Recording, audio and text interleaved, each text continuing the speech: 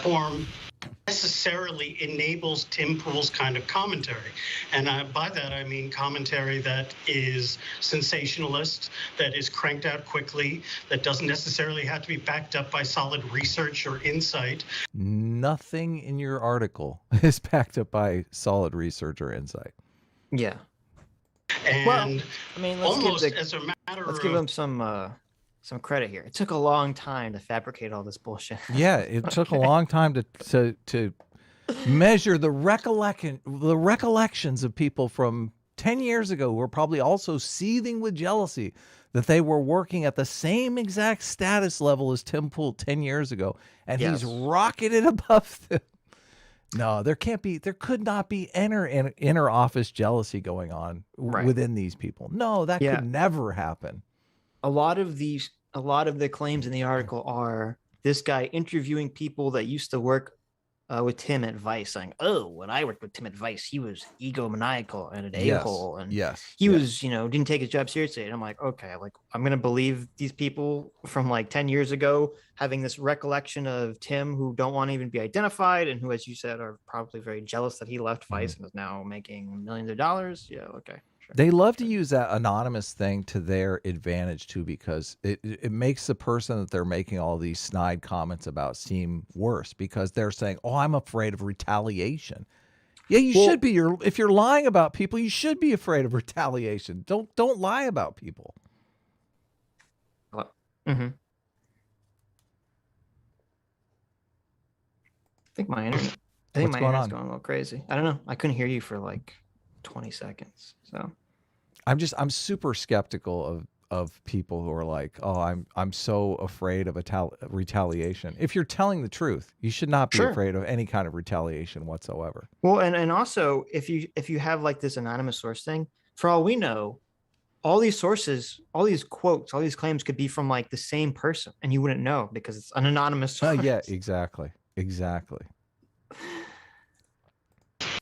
Logistics, and as a matter of the function of how YouTube works, it necessarily thrives on conspiracy and ill-advised speculation.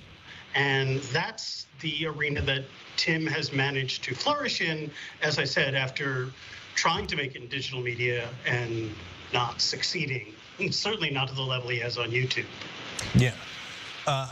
So there's an interesting dynamic that you're about to witness, because this guy comes on and says, in order to survive and thrive on YouTube, you have to be bad at fact checking and engage in conspiracy theories and blah, blah, blah, blah, blah, blah. Yes. He's saying this while on a YouTube show. Yeah. TYT. Yeah. So it's an interesting dynamic. Yeah, no, spell it out, because I don't think. So you, Sitch actually made a great video a long time ago on, God, it must have been 10 years ago or 15 years ago when he made this 15 years back when I used to make videos. 15 years ago, back when Sitch was still a wee lad making videos on the YouTubes in the golden era. But there's definitely a war between legacy media and YouTube.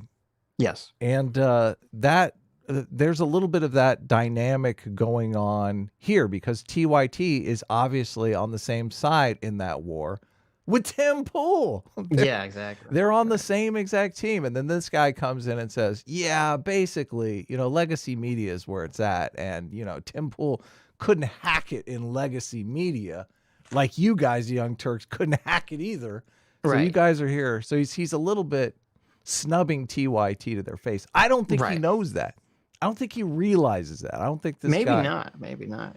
This guy thinks, oh, TYT, they're the establishment too. What are we talking about? No, TYT, well, I listened to TYT forever ago. I don't know if they do this regularly, but they probably do. They shit on the mainstream media all the time. Their whole gig is mainstream media doesn't know what the hell they're talking about. They're all corporate shills. Corporate shills, exactly. That's a perfect example. Yeah. Right. So, and we aren't the corporate shills, you guys, we're viewer supported. We shill to you guys. You guys make the rules here. You want to hear conspiracy theories? We're going to tee them up for you. You want to hear how Republicans true, are, Adam. You want to hear how Republicans are racist, sexist, pieces of shit 24/7? Tee it up. Fill up our Patreon. We're here to help. Okay, right? maybe that is entirely true. I mean, basically, what's the difference, right? Well, and you're right. I didn't think about this. Maybe because this Daily Beast writer has, when he thinks of like conspiracy theories and YouTube and all this evil, he's only thinking of it as like the evil right wingers. And so maybe he doesn't realize, because he's talking to leftists like TYT, that he's basically insulting them to their face. Yes. Which Cenk is about to be like, well, not all. Yeah, exactly. He is. Because there is that dynamic where Cenk's like, oh, you're kind of insulting us and we have to defend ourselves, but we want to agree with you that Tim Pool is one of the baddies. So yeah. I want to jump in there. Robert, I want to ask you about the long con. This reminds me a lot of Trump, but as a prelude to that question, I want to say, look, gonna vary with you on the. This is so good. You hear all the hesitation. He's like, wait a minute. Well, I want to agree with you, but you just attacked me in my entire existence on YouTube. You inadvertently just threw us under the bus here, guy. We kind of thought, you wouldn't do that. We're trying to get you to 10,000 followers on Twitter. Friendly fire, buddy. Friendly fire. Come on, what are you doing here? Look at the look on Anna's face too. Anna is totally like, holy shit. Oh, good. She's Thank like, God. Cenk's gonna take care of this. Yeah, I'm gonna let Cenk take care of this one. He's got the look on his face like, okay, what happened? I'm getting a little discipline here. Daddy's slapping me on the nose. What did I do? Right. Speaking of daddy, J-Mac for $100. Oh my God. Jeez, J-Mac, always the most generous person alive, in my estimation. Says J-Mac Incorporated supports the Sitch Adam comedy show. Oh, nice. There you go. Nice. I guess we're officially a comedy show. There you go. Officially, right now. I throw comedy show in the thumbnail every once in a while just to trigger people. We should start naming we should say comedy show number 151 in the title. Yeah. I have it in there on a couple of thumbnails. Maybe one. I'll bring it back next week. Expect it. YouTube a little bit, right? So it rewards things that certain communities like, right? And then it builds an algorithm loop to reinforce what that community likes. The problem is, I don't think not necessarily in the conspiracies, et cetera, as much as, and that's a big problem, and it's related to this. But I think the number one issue is it rewards passion and emotion, but doesn't necessarily reward facts. And so when you have a phenomenon like that, now connected to the con game here, eventually con men rise up, like Trump did in the Republican Party, and give people what they want. So Republican voters wanted more unfiltered racism, so Trump gave them unfiltered racism. Isn't that bizarre? I didn't know that. I'm learning. No. So Cenk just made a statement about how YouTube rewards emotion and not necessarily fact. I think he just said, right? We all know that the TYT organization is all about the facts. Well, you would think if you said something like that, the next word, the next phrase out of your mouth wouldn't be a bold-faced fucking lie. Don't you think? You would think if you were very concerned about the facts and not appealing to emotion, the literal next sentence wouldn't be, well, all Republicans are racist, and that's why they like Donald Trump. All Republicans want is racism. And eventually, someone like Trump, who's just indulging in racism 24/7, that's all he thinks about, all he does, he's going to come and give it to him. That's right. That's just a fact, Adam. That's not an emotional statement, okay? That's not a con. That's not appealing to your audience. That's just a fact. Okay. This is about when I fell out of my chair yesterday watching this video. I was like, what happened? What happened? The lack of self-awareness. I used to watch TYT forever ago, and I would never. I can't imagine. This is like so bizarre. Well, I just can't imagine this being said. Like, what's happened? Do you think they changed, or do you think you changed? I think they changed.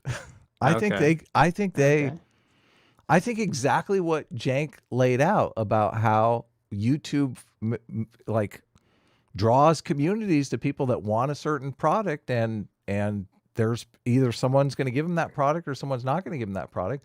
This is the stereotype that a lot of far left wingers have of conservatives. They think they think a core principle of conservatism is racism. They believe that firmly. Right. Yeah. Yes. No, that's true. I get into lots of arguments with people about that very topic.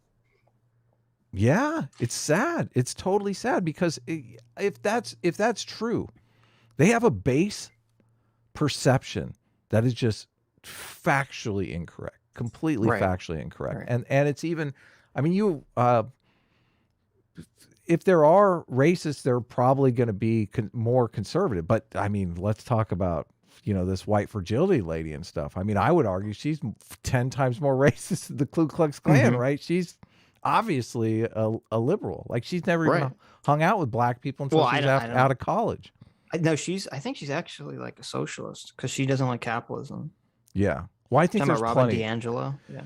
I think the argument that the left would have made, the argument that I was about to make, I'm seriously questioning now that if someone is predisposed towards racism, they're gonna be on the right. I don't even know if that's true anymore. I think if someone's predisposed to racism, they could be on either political affiliation.